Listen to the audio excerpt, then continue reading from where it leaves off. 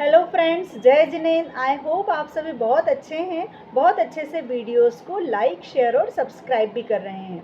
मैं यह और वह जिसकी बुक रीडिंग का आप सभी को बहुत इंतज़ार रहता है, उसका आज आपके सामने प्रस्तुत है प्रश्न नंबर 26। जैनों के अनेकांतवाद के बारे में बड़े बड़े राजनीतिज्ञ, बौद्धिक लोग यदा कदा बोलते रहते हैं, इसकी प्रशंसा करते रहते हैं। यह अनेकांतवाद होता क्या है, यानी अनेकांतवाद का मतलब क्या है?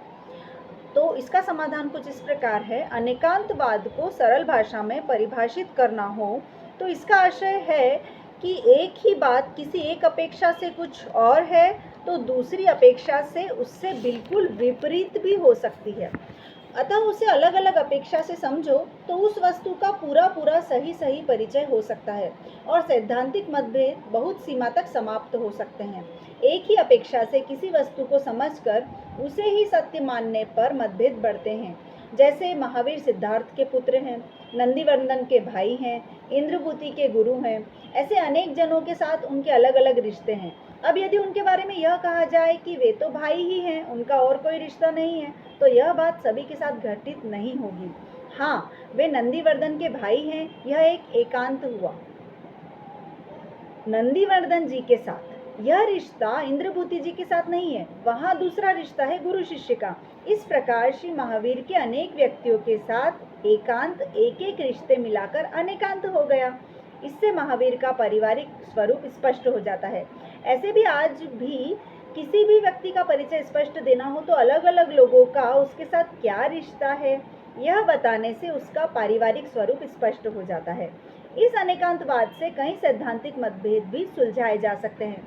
जैसे कोई धर्म कहता है कि आत्मा नित्य है, अर्थात उत्पन्न और नष्ट नहीं होता है, तो कोई धर्म कहता है आत्मा अनित्य है, अर्थात उत्पन्न होकर नष्ट हो जाता है।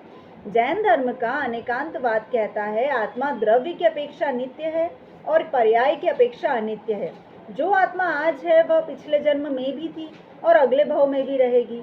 वह आत्मद्रव्य है, वह उत्पन्न नहीं हुआ, यानी नया नहीं बना और नष्ट भी नहीं हुआ, मतलब कि सर्वथा अभाव होकर शून्य नहीं हुआ। अर्थात द्रव्य अपेक्षा से आत्मा नित्य है। पिछले भाव में मानो वह आत्मा देव भाव में था, अभी मनुष्य भाव में मनुष्य रूप में है। अगले भाव में पुनः यदि देव रूप में जन्म ले तो यह उस आत्मा की तीन भाव की अलग अलग पर्याय हुई। ये पर्याय नष्ट होकर उत्पन्न होकर नष्ट हो जाने से अनित्य है।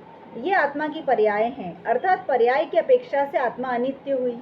इन दोनों अपेक्षाओं को समझ लेने से विवाद नहीं होता है, क्योंकि सामने वाला भी किसी अपेक्षा से सही है, यह समझ में आ सकता है।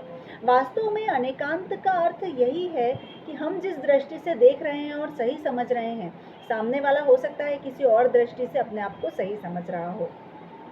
अनेकांत सभी सैद्धांतिक समस्याओं को नहीं सुलझा सकता, क्योंकि सभी लोग अनेकांत दृष्टि से सोच नहीं सकते। फिर भी दैनिक जीवन व्यवहार में भी दुनिया में लोग इस अनेकांतवाद का उपयोग कई बार कर लेते हैं और पता भी नहीं चलता है। अनेकांत का उपयोग अनजाने में ही करके भी दुनिया कई विवादों से बची हुई है।